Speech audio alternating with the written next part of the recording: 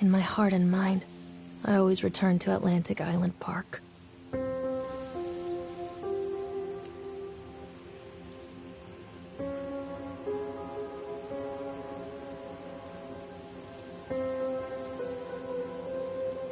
Where's Mr. Bear? I haven't seen Mr. Bear, Callum.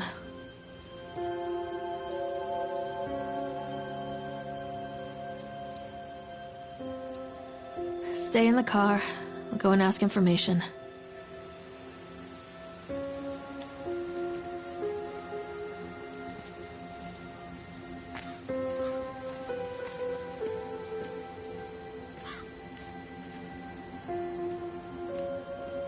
Attention, patrons. The park is now closed. Please make your way to the car park at your earliest convenience. Employees prepare the park for shutdown.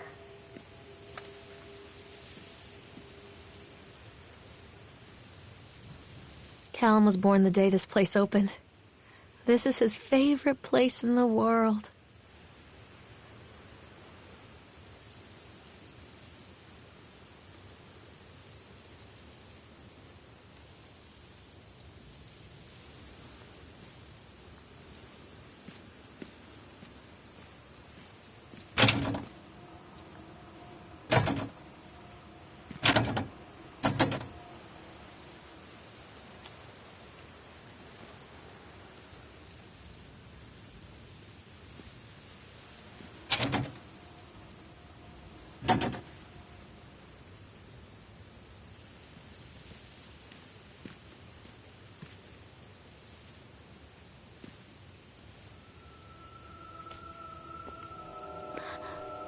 What?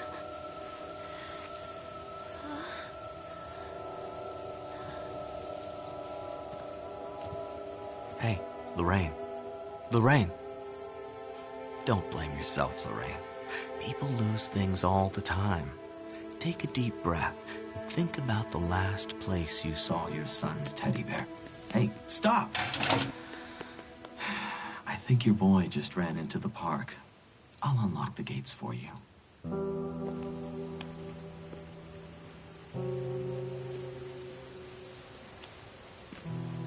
Callum, where are you going? Over here! Callum, I told you to wait in the car. Over here! Callum, I told you to wait in the car. There's This something way, special Mommy. about the entrance to an amusement park. A line drawn between the real world and the world of whimsy within. On this side, the apathy of our everyday lives. And on the other, anything we might dare to dream. It's no wonder Callum ran back inside. I wouldn't want to leave either. Attention, employees. The park is now closed. Have a safe journey home.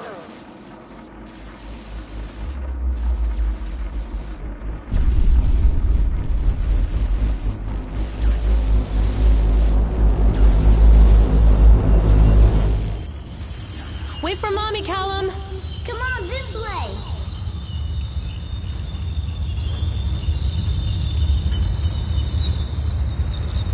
Wait up there for Mommy, Callum! Oh, God. The park. What happened here? It's easy to get lost here. You can't catch me. Stop! Callum! Callum, stay where you are!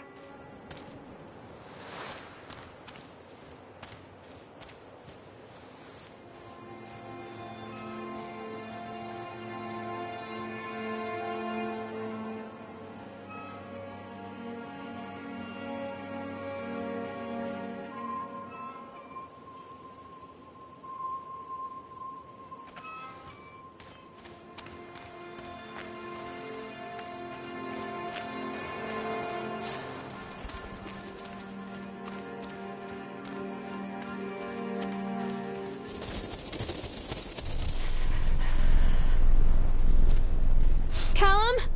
Where'd you go? Over here! Hello?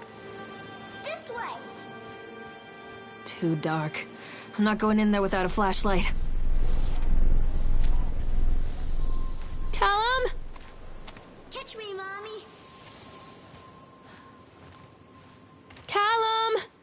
Where did you go? Come on, Mommy. Where are you? This way, Mommy.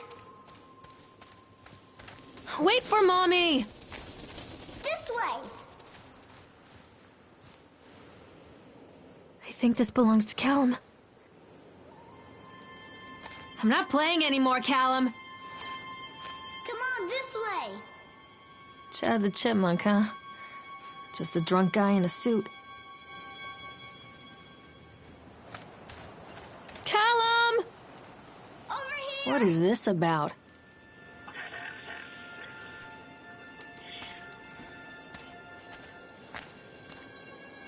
Callum? Catch me, Mommy. Callum, tell Mommy where you are. Over here. Mommy needs to see you, Callum. Callum, stay where you are.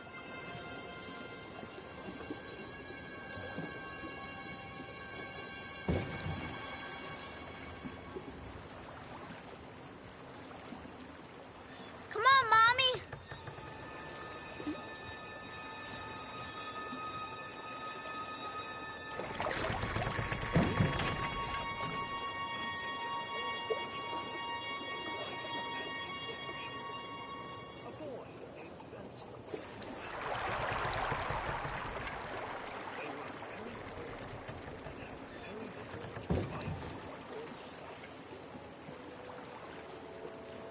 Hello?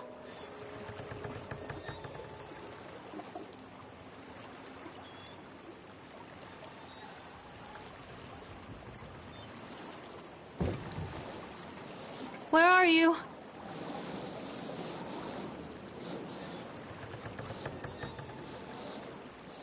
Callum, where did you go? Callum, where did you go? Near a great forest, there lived a poor woodcutter, his wife and his 2 children. A boy named Hansel and a girl named Gretel. They were very poor and had very little to bite or sup.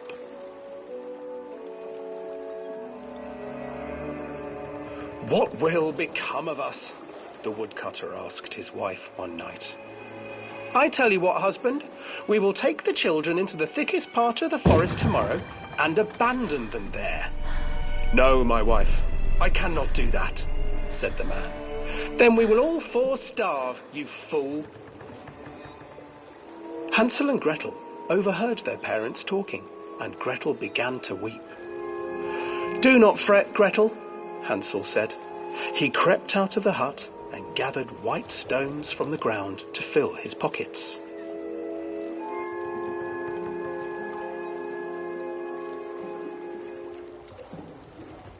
The next morning, the woodcutter leads the children into the forest. Before they leave, their mother gives them a slice of bread and warns them that they will get no more food that day.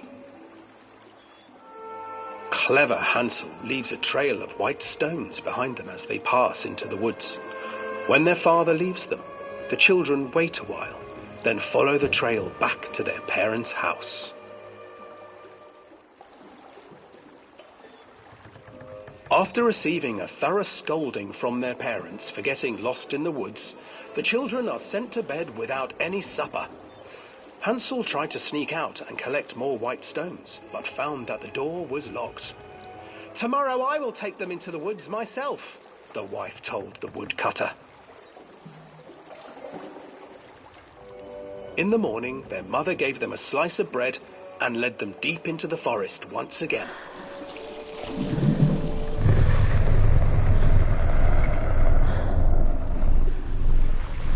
Hansel broke his bread into pieces and left a trail of breadcrumbs to lead them safely home. But hungry-eyed birds snatched up the breadcrumbs and his trail was destroyed. Abandoned by their parents and unable to find the trail home, the children wandered in the forest for 3 days.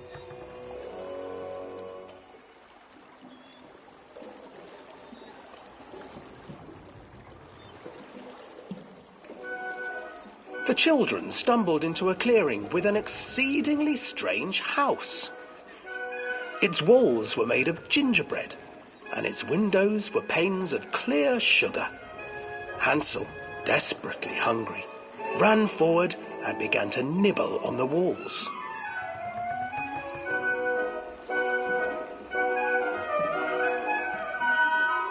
Nibble, nibble, little mouse. Who is nibbling at my house? An old woman emerged from the house, sniffing the air and peering around with cloudy eyes. Oh, you dear children, who brought you here? Just come in and stay with me. No harm will come to you. But Hansel and Gretel stayed back, for the old woman reminded them of their cruel mother. Come, children, don't be afraid. I have something for you. The old woman offered them 2 enormous lollipops. The children took them and began to eat. You see, nothing to fear here. Come inside, the old woman urged, and the children, still licking their sweets, followed.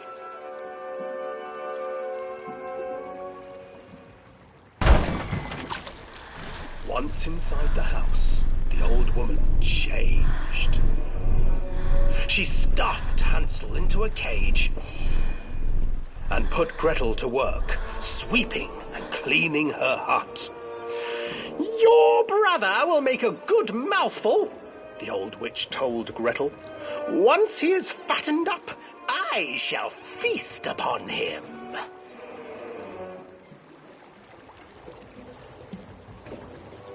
Time passed, and poor Hansel refused to eat, fearing the day that the witch would eat him. The witch, for her part, grew impatient. Today I will cook and eat your brother, Gretel. Climb inside and light the oven. But Gretel pretended not to understand. I do not know how. Where is the opening? Fool, the old witch said. The opening is here. And she moved to show Gretel. Seizing her courage, brave Gretel gave the witch a shove, and the old crone tumbled forward into the oven. Gretel slid a large iron bolt over the door to the oven. Gretel freed her brother Hansel, and together they lit a fire beneath the oven. And though she screamed and begged, the children sat by the oven until her screams had stilled, and the witch was cooked. And then, because even children can't survive on sweets, they divided up the body of the old witch and ate her.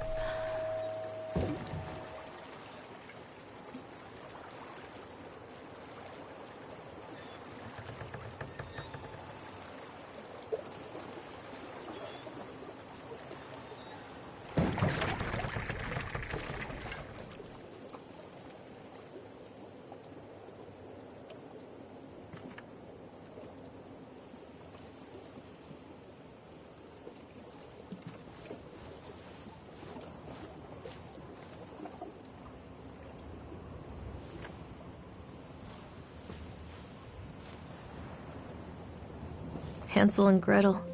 I used to read it to Callum when the electricity was shut off. Those poor children.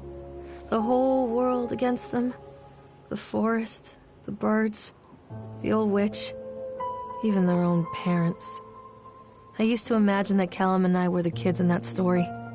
Not mother and son, but brother and sister, hand in hand against the unkind world. We were always hungry, looking for our own house made of candy. Looking for the sweetness that could take the pain away. Hunger leads people to desperate, terrible places where the tree branches reach like claws. Callum, stay where you are!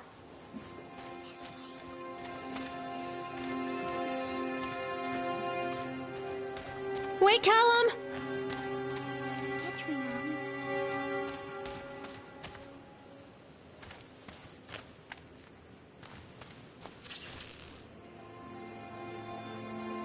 Another accident. This place.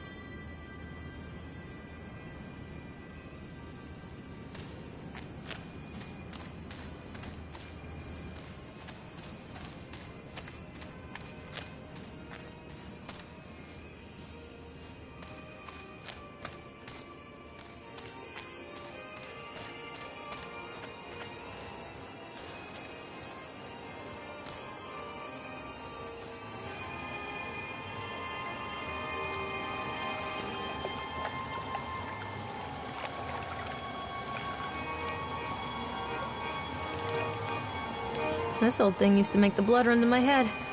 Make me dizzy. The guy just snapped. Those poor kids.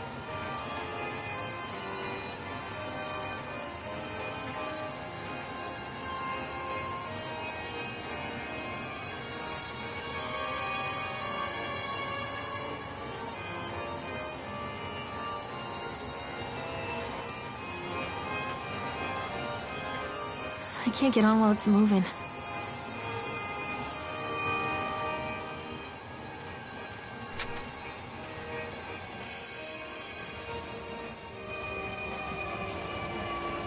I can't get on while it's moving.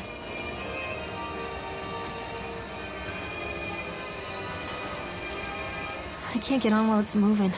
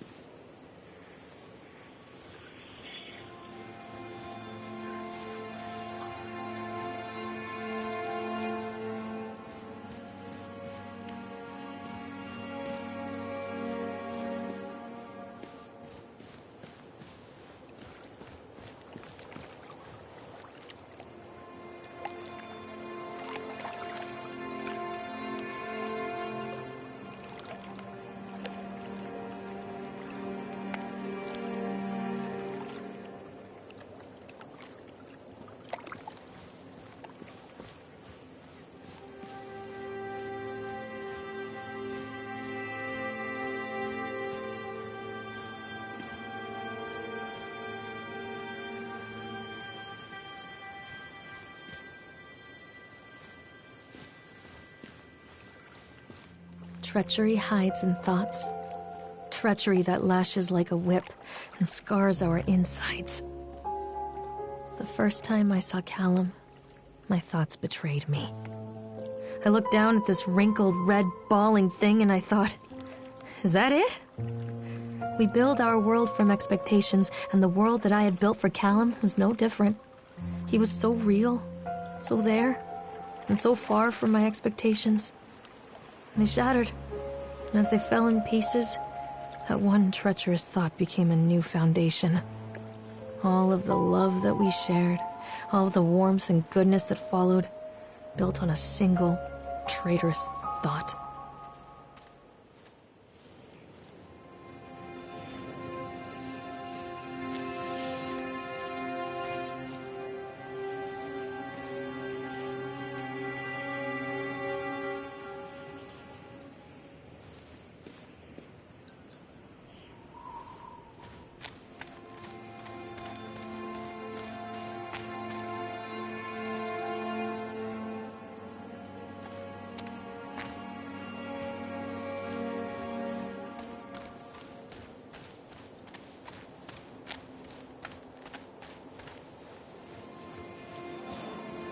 Constant crashes and 80s music.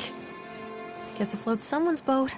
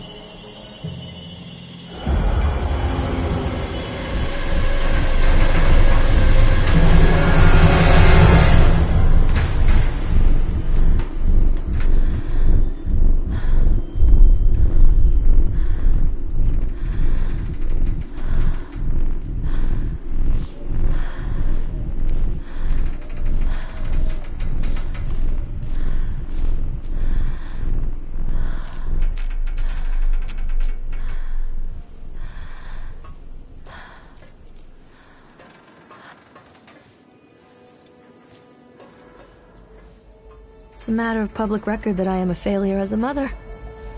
Once, when Callum was very small, I left him asleep in the car while I ran an errand.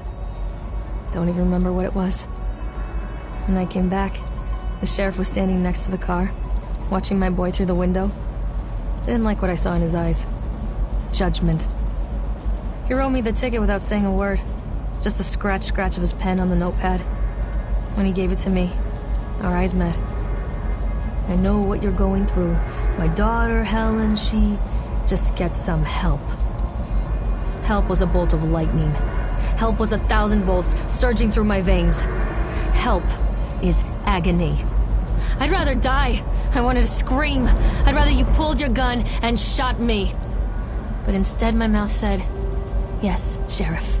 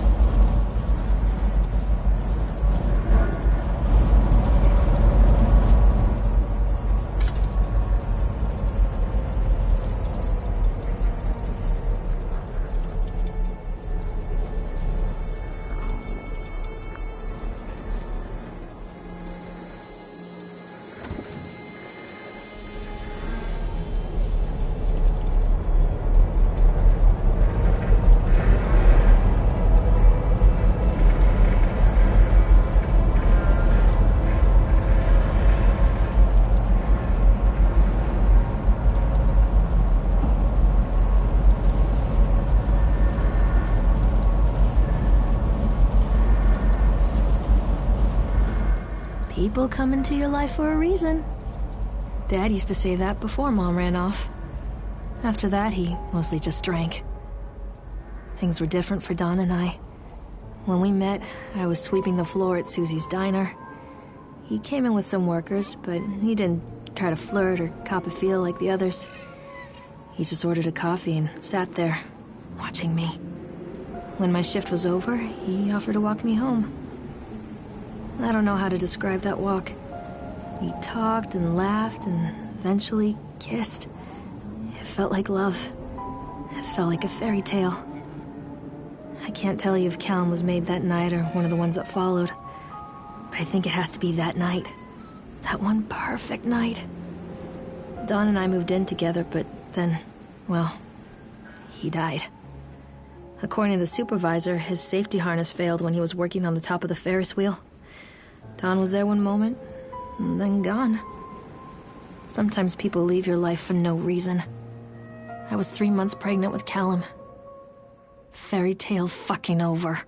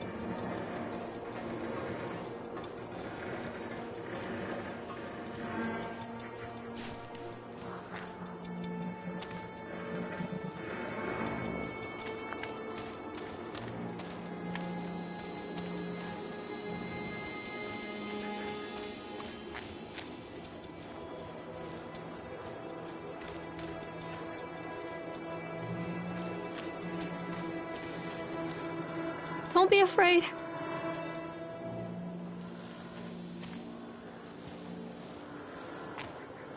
Callum? Callum!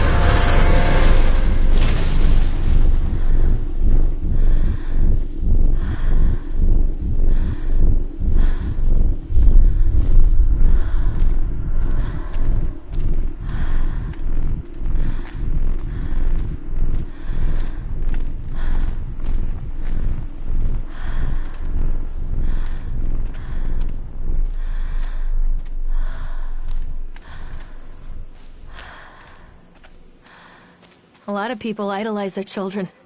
You hear them talking about their kids and just the way they talk, their fucking voices make me want to vomit.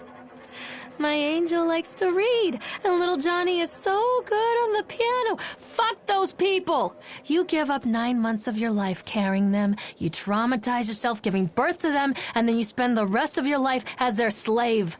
Wiping asses, mopping up piss, feeding them. Little life-sucking monsters who take and take and take until...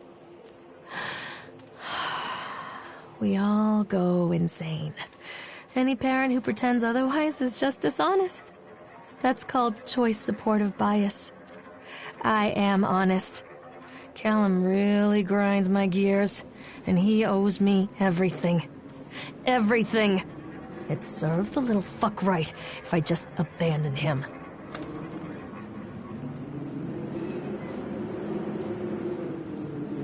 I always wanted to ride this one. Never got around to do it before.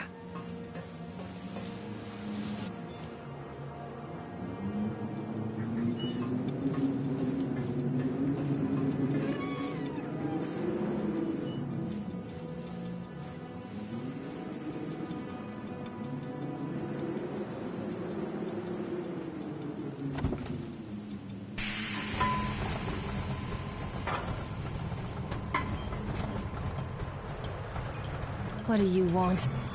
We need to talk about Callum. What do you mean? What have you done to him? That's insulting. You and your boy are everything that this place doesn't want. The antithesis of what we stand for.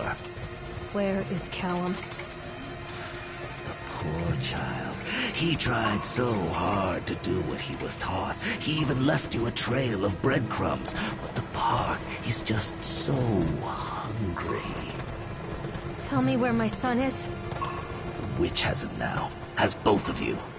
No happy ending here, I'm afraid. Just leave me alone. Fool. You always were.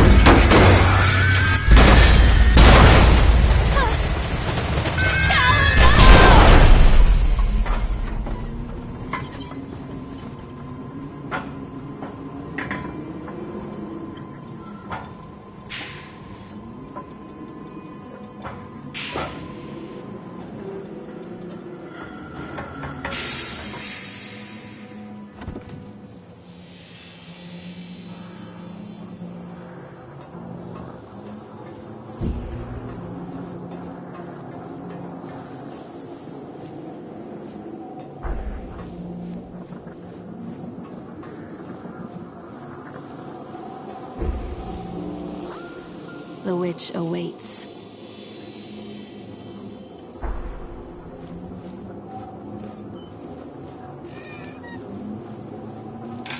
Callum has bruises on his arms, finger marks. Someone has been hurting him. I've asked him, demanded really, to know where he got the marks. But he doesn't want to answer me. Something has scared him into silence. He doesn't dare talk. He's been changing too. Something sinister lurks in the darkness behind his eyes. I catch him staring at me at odd moments. In the night, he tosses and turns and cries out words that I cannot understand. When I try to soothe him, he snaps and bites at my fingers. I think he wants to talk to me. I think he wants to tell me. But they are watching him every minute of every day. They are whispering to him in his sleep, changing him. They are taking my baby away from me. I can save him. And there will be pain. But I love him, and in the end, he will understand why.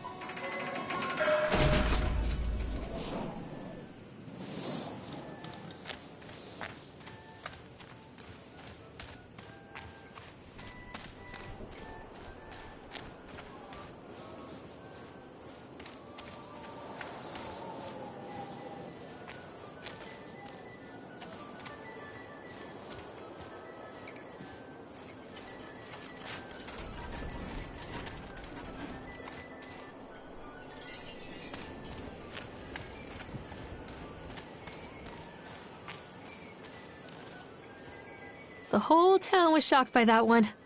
Never found out who did it.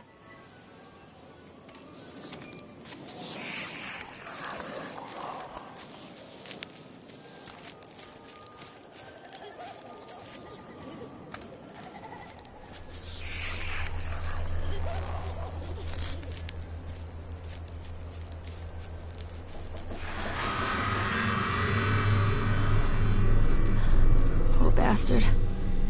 Who did this to him?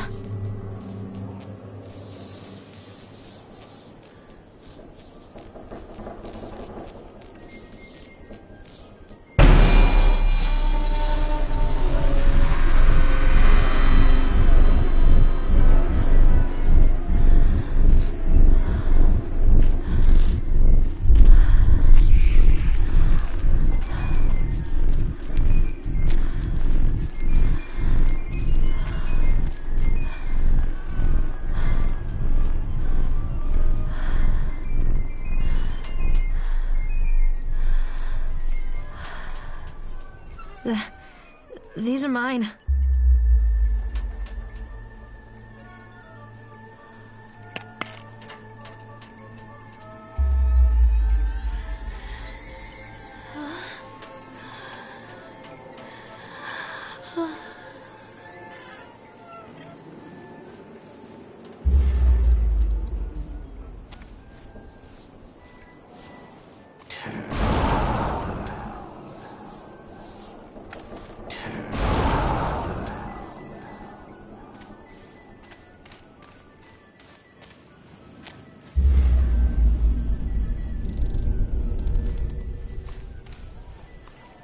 Don't touch me.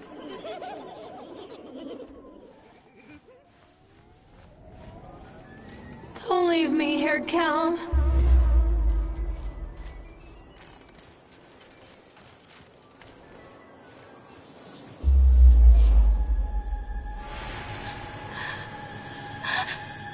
Oh, God, no.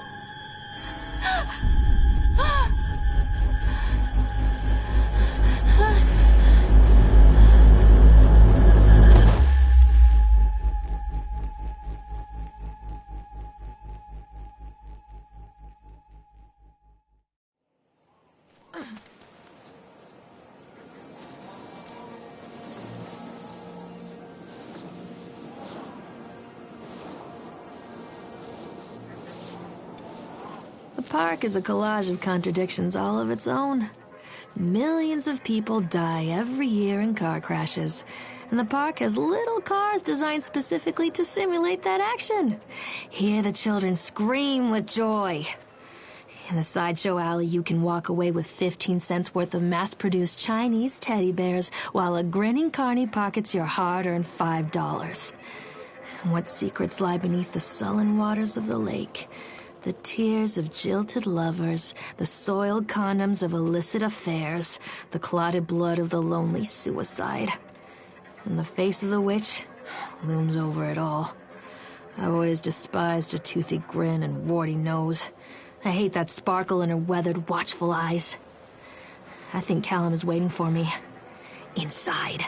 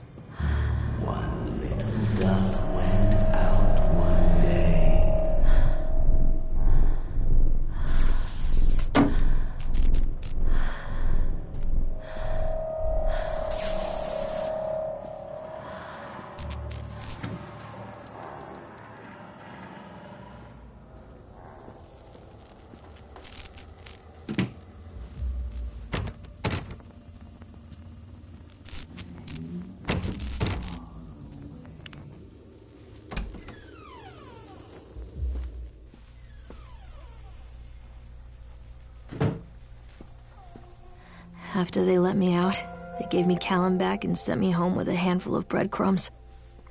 Home, bittersweet home. I barely recognized it. Where there had been color and light, there were shadows and regrets. Where there had been warmth, there was a bone-deep coldness that never went away. I tried my hardest to keep the ghosts at bay.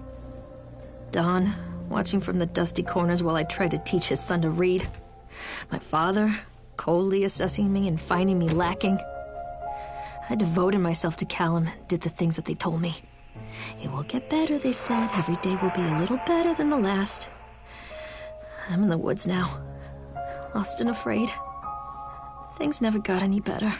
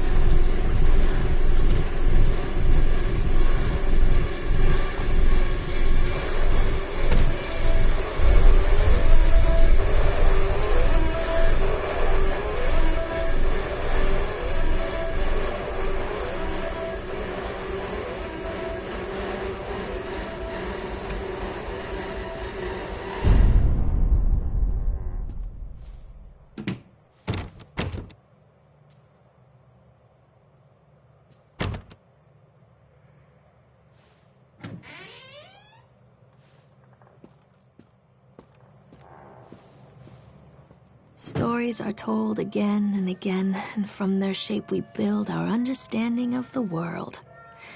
Two children are led into the woods. They are lost for a time, but then are captured by an old witch. A child goes missing in Atlantic Island Park. He wanders lost for a time before finding his way into the mouth of an old witch. In the oldest version of this story, the mother and the witch were the same person. I never wanted to be the witch, but I am, aren't I?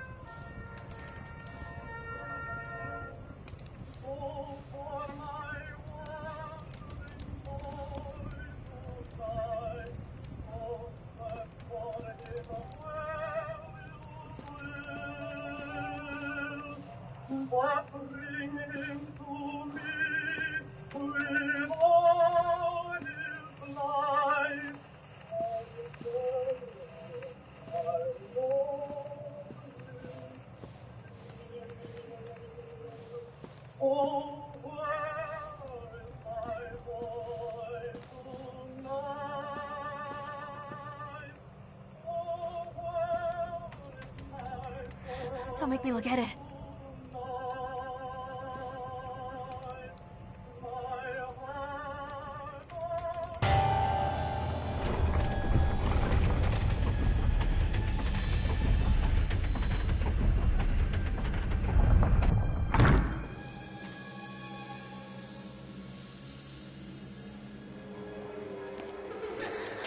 Callum. Callum!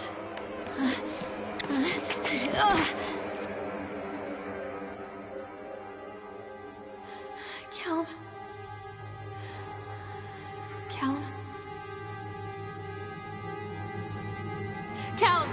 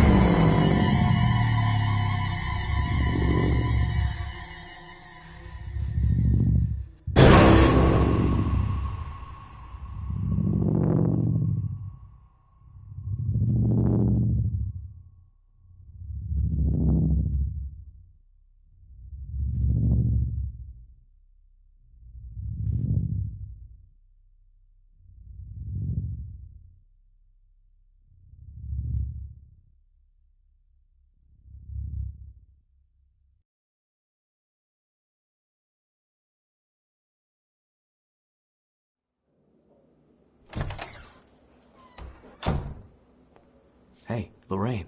Lorraine. Don't blame yourself, Lorraine. People lose things all the time.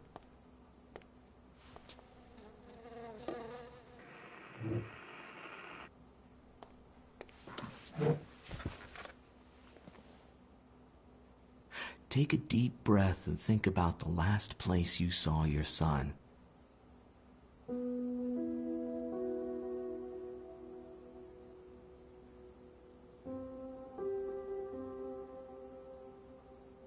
In my heart and mind, I always return to Atlantic Island Park.